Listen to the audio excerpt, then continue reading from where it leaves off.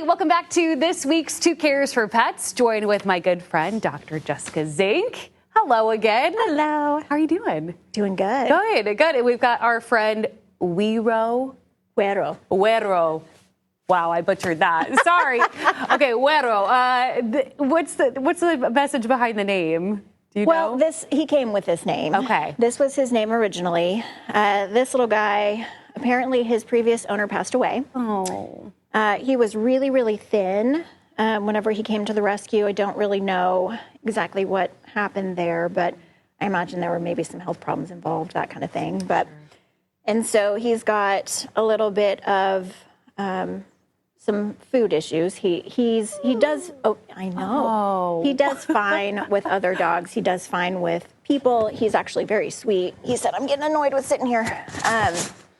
But he is obviously hungry. He's very hungry because he was a little bag of bones whenever he came to the rescue. And so, but he's working through a lot of that. But he's extremely sweet. He's very playful. He's got really good recall. He's ready for his forever home. I love that. Little Chihuahua mix? Yeah, I think he's probably got some pug in there based on his face. Yeah. And he's got a little barrel chest and everything, but he's super cute and fun and spunky. Oh, he's a sweet pea. Okay, so we're not that far away from 4th of July. Celebrations, right. I mean, America's 250th birthday, so expect fireworks to go off pretty much any time this summer. Right. That, of course, goes in turn with anxiety and pets. And you know, what's the best way to navigate dealing with anxiety for our sweet animals? So obviously lots of pets have sort of situational anxieties like fireworks and storms and things like that. But what I think a lot of people don't realize is that anxiety just in general is a really common problem with pets. And a lot of folks don't realize some of the signs that demonstrate that. And I think a lot of the major behavioral problems that people sort of anticipate or see with their pets is usually due to that anxiety. A lot of aggressive behaviors are because of anxiety. And unfortunately, it's kind of one of the number one reasons that animals are euthanized. Anxious behaviors are actually extremely treatable. And it's usually a combination of efforts that allow us to treat those successfully.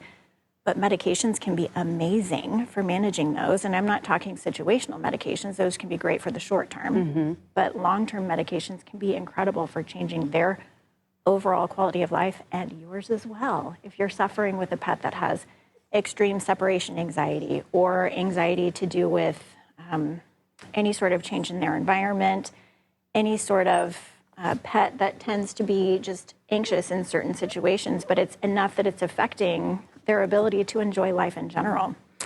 And I think that, overall, just a lot of people don't recognize some of the symptoms in pets that demonstrate that anxiety. And so it's really important to kind of read up on some of those behaviors and body postures and things like that so that you can recognize it and certainly chat with your vet about those things because there are some really great options. Yeah.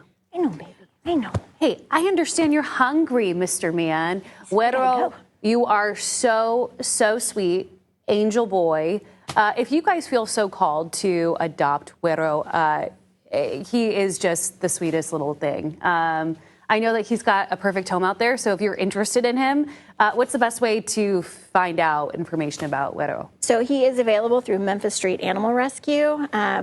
They have a thrift shop that you can go in and chat with them about him. They've got their website, their Facebook page, and then you can, of course, check on the link here. Yeah, that's right. All right.